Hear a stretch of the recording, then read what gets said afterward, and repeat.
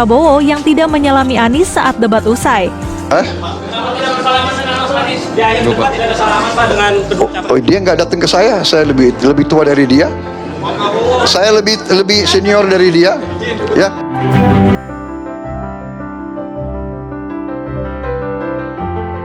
Sesudah selesai saya mencari, tapi sudah tidak ada, jadi tidak tahu kemana harus salaman. Selamat malam Pak Anies, saya Gi dari era.id. Izin bertanya Pak, tadi itu di dalam debat beberapa kali kan Pak Prabowo mengajak Pak Anies buat ngopi bareng untuk menjabarkan data ya. Apakah ajakan ngopi itu akan disetujui gitu Pak, diterima gitu? Itu yang pertama. Yang kedua, tadi juga Pak Prabowo menyinggung bahwa Pak Anies itu tidak cocok untuk berbicara soal etik. Itu aja sih Pak. Ini bukan antar pribadi, jadi saya ingin garis bawahi, ini bukan ngopi bareng ditunjukin data. Keterbukaan di dalam menyampaikan pendapat itu penting, dan transparansi itu diwujudkan, bukan dalam bentuk kata-kata.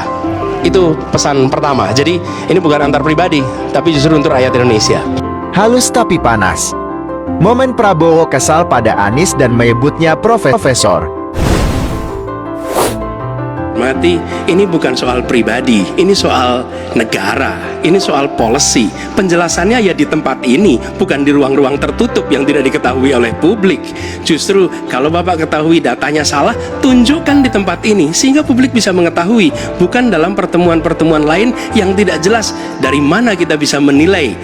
Pak Anies.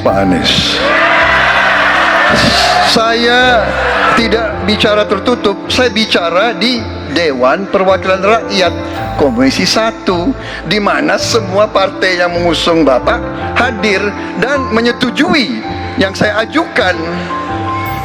Jadi, dan juga sekarang waktunya nggak ada, jadi saya mengundang kita bicara terbuka. Silakan, tapi saya ingatkan, Bapak cinta atau tidak dengan negara ini? Masa kita mau buka semua kekurangan kita, semua masalah kita buka di depan umum? Apakah itu pantas? Di negara yang baik, di negara maju, masalah rahasia ada, Profesor. Anies belak-belakan bongkar borok Kemenhan. Prabowo emosi. Dan lebih jauh lagi, ironisnya, Kementerian Pertahanan menjadi kementerian yang dibobol oleh hacker 2023. Sebuah ironi, karena itu kita ingin mengembalikan, dan 700 triliun anggaran Kementerian Pertahanan tidak bisa mempertahankan itu, justru digunakan untuk membeli alat-alat alutsista yang bekas di saat tentara kita lebih dari separuh tidak memiliki rumah dinas, sementara menterinya punya, menurut Pak Jokowi, punya lebih dari 340 hektar tanah di Republik ini. Ini harus diubah. Tambah lagi food estate singkong yang menguntungkan kroni, merusak lingkungan, dan tidak menghasilkan.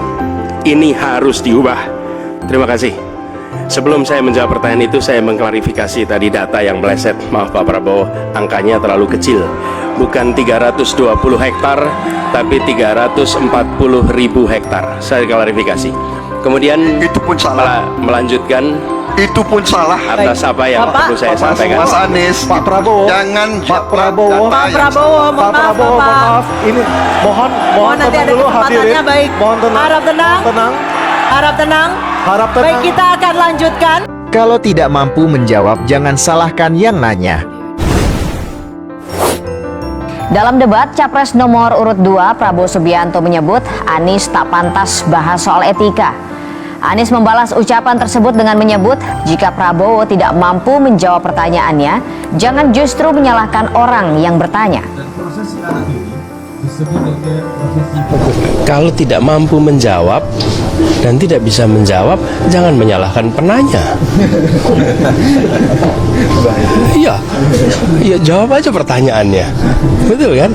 Justru pertanyaan itu adalah pertanyaan yang kita semua harapkan jawabannya. Mengapa? Karena ketika memimpin sebuah negara dan memimpin di bidang pertahanan, standar etika itu harus tinggi. Dan tadi malam saya menunjukkan fakta-fakta 5 tahun terakhir ini.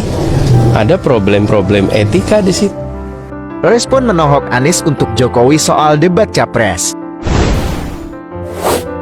Presiden Joko Widodo turut mengomentari debat calon presiden yang diselenggarakan pada Minggu 7 Januari 2024 malam. Ia menilai substansi dari visi misi Capres malah tak terlihat.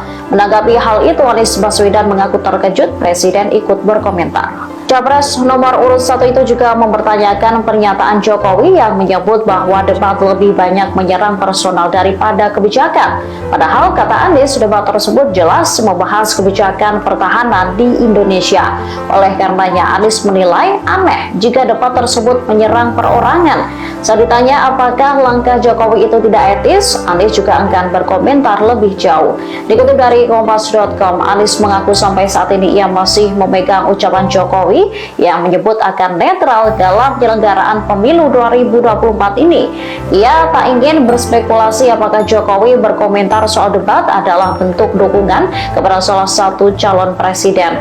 Sebelumnya, Presiden Jokowi menilai bahwa debat ketiga itu kurang menampilkan substansi dan visi para calon presiden. Jokowi juga menyoroti soal saling serang antar capres dalam debat tersebut. Menurutnya, saling serang tak masalah asal sesuai kebijakan. Dan kita berikan apresiasi kepada para calon presiden 2024 yang telah merampungkan seluruh rangkaian debat pada malam hari ini. Hadirin kami persilakan untuk tepuk tangan. Dan masih tersisa 2 debat lagi yang akan diselenggarakan oleh KPU. Dan kami mengingatkan Anda untuk menggunakan hak pilih Anda pada Rabu 14 Februari 2024. Dan semoga debat ketiga kali ini bisa menjadi bahan pertimbangan Anda untuk menentukan pilihan siapa pemimpin Indonesia ke depan pada 14 Februari 2024. Dan kita tutup acara kita malam hari ini. Saya Aryo Ardi. Saya Anisha Dasuki mengucapkan terima kasih atas kebersamaan Anda. Sampai jumpa. Selamat malam.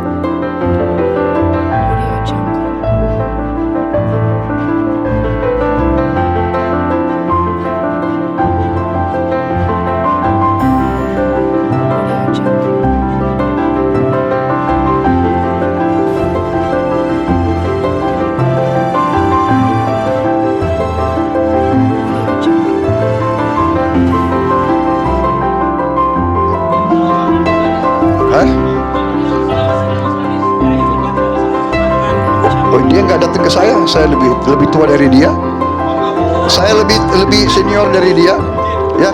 Oke, terima kasih.